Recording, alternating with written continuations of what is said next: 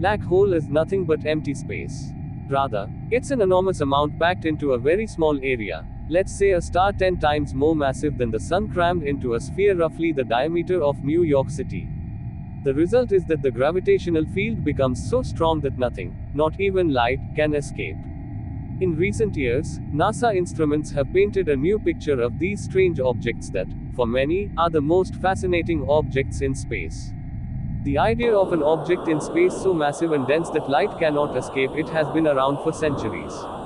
Most famously, black holes were predicted by Einstein's theory of general relativity, which showed that when a massive star dies, it leaves behind a smaller, denser remnant core. If the mass of the core is about 3 times the mass of the Sun, the equations show, the force of gravity overpowers all other forces and forms a black hole. Scientists cannot observe black holes directly with telescopes that detect X-rays, light or other forms of electromagnetic radiation. However, we can infer the presence of black holes and study them by detecting their effect on other nearby matter. For example, if a black hole passes through a cloud of interstellar matter, it will pull matter inward in a process called accretion. A similar process can happen if a normal star passes close to a black hole. In such a situation, the black hole can pull the star towards itself and break it into pieces. As the attracted matter accelerates and heats up, it emits X-rays that radiate into space. Recent discoveries have provided some startling evidence that black holes have a dramatic effect on their surroundings, emitting powerful gamma-ray bursts, devouring nearby stars, and in some regions spurring the growth of new stars. Promote it while preventing it in others. Most black holes are formed from the remains of a massive star that died in a supernova explosion. Smaller stars become dense neutron stars, which are not massive enough to trap light. If the total mass of the star is large enough, about 3 times the mass of the Sun, it can theoretically be proved that no force can stop him, protecting the star from collapsing under the influence of gravity. However, as soon as the star collapses, a strange phenomenon occurs. As the surface of the star approaches an imaginary surface called the event horizon, time on the star slows relative to time observed by distant observers. When the surface reaches the event horizon, time stops, and the star can no longer collapse. It is a frozen collapsing object. Even larger black holes can be produced by stellar collisions. Shortly after its launch in December 2004, NASA's Swift telescope observed powerful, fleeting flashes of light known as gamma-ray bursts.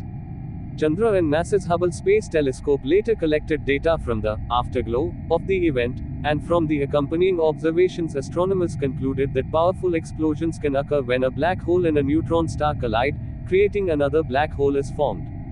A hole is formed. Although the basic formation process is understood, a perennial mystery in the science of black holes is that they appear to exist on 2 very different size scales. At one end are countless black holes that are the remnants of massive stars.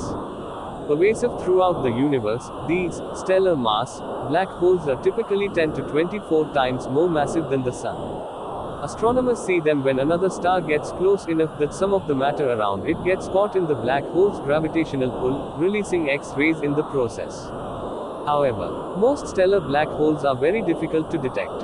However, given the number of stars massive enough to create such black holes, scientists estimate that there are anywhere from 10 million to 1 billion such black holes in the Milky Way alone. At the other end of the size spectrum are supermassive black holes known as supermassive black holes, which are millions if not billions, but many times more massive than the Sun. Astronomers believe that supermassive black holes lie at the center of almost all large galaxies, including our own Milky Way. Astronomers can detect them by observing their effect on nearby stars and gas. Historically, astronomers have long believed that no medium-sized black holes exist. However, recent evidence from Chandra, XMM Newton and Hubble strengthens the case that medium-sized black holes do exist. One possible mechanism for the formation of supermassive black holes involves a chain reaction of collisions of stars in compact star clusters resulting in the formation of extremely massive stars, which then collapse to become intermediate mass black holes. The star clusters then sink into the center of the galaxy, where the intermediate mass black hole merges to form a supermassive black hole.